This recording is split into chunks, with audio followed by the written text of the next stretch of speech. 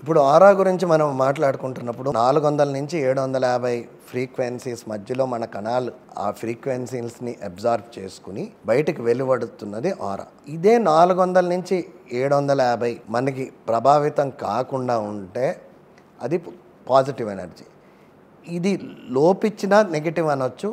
దీనికన్నా 400 లోపు 700 పైన ఎనర్జీస్ చుట్టుపక్కల మనకు ఉంటే దాన్ని నెగిటివ్ ఎనర్జీగా పరిగణించు. విశ్వము, గ్రహాలు ఇవన్నీ కూడా మనిషి భూమి మీద ఉన్నాడు కదా, భూమి యొక్క ఎనర్జీస్ కాకుండా ఎట్లా ప్రభావితం చేస్తున్నాయి అని మనం చూసుకుంటే సింపుల్గా మీకు చెప్పాల్సింది, మన వేదాల్లో ఎస్ట్రాలజీ అనే సైన్స్, అది సుప్రీంకోర్టు కూడా అది సైన్స్ అని చెప్పడం జరిగింది.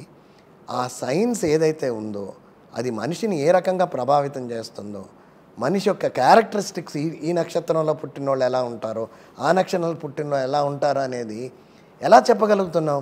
ఈ టైంలో మనిషి బాగుపడతాడు, ఈ టైంలో ఇబ్బందులకు గురవుతాడు అనేది ఎలా చెప్పగలుగుతున్నారు?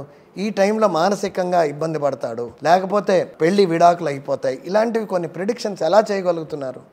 ఏదో ఒక ప్రోటోకాల్ని మన బాడీ ఫాలో అవుతుంది. ఇది ఎనర్జీ ప్రోటోకాల్. ఆ ఎనర్జీ ప్రోటోకాల్ ఏంటంటే, మనిషి ఎప్పుడైతే పుడతాడో ఆ పుట్టినప్పుడు అక్కడ ఉన్న ఈ గ్రహ ప్రభావం అంటే ఈ 400 నుంచి 750 ఫ్రీక్వెన్సీస్ మధ్యలో ఉన్న 9 బ్యాండ్విడ్త్స్ అనమాట.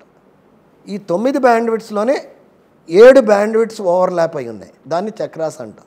సో ఈ 9 గ్రహాలకు సంబంధించి 9 బ్యాండ్విడ్త్స్ ఇన్ఫ్లుయెన్స్ చేయడమే మనం కాస్మిక్ ఎనర్జీ యొక్క ప్రభావం అంటాం.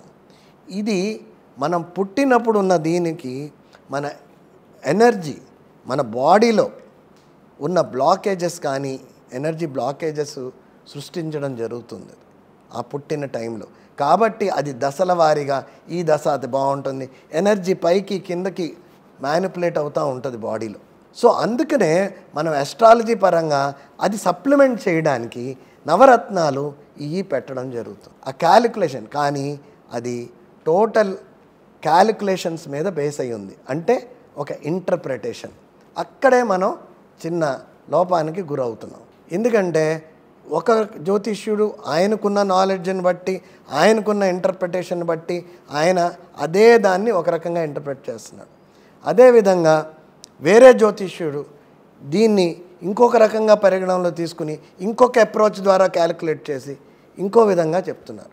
సో దీన్ని మనం సైంటిఫిక్గా ఏ ఫ్రీక్వెన్సీ లోపం ఉందో ఇది కూడా గుర్తించడం జరగవచ్చు మనిషి మీద.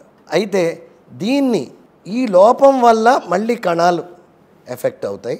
అయితే ఇందులో ఒక చిన్న విషయం ఉంది ఈ గ్రహ ప్రభావం వల్ల. సో దీన్ని ఏ రకంగా మనం కంట్రోల్ చేసుకోవచ్చు అనేది మన పూర్వీకులు జపం, దానం, నవరత్నాలు, పూజలు కూడా డిఫరెంట్ ఎనర్జీ ఆస్పెక్ట్స్లో ఈ యొక్క ఎనర్జీ లోపాన్ని కంట్రోల్ చేయడానికి చెప్పడం జరిగింది.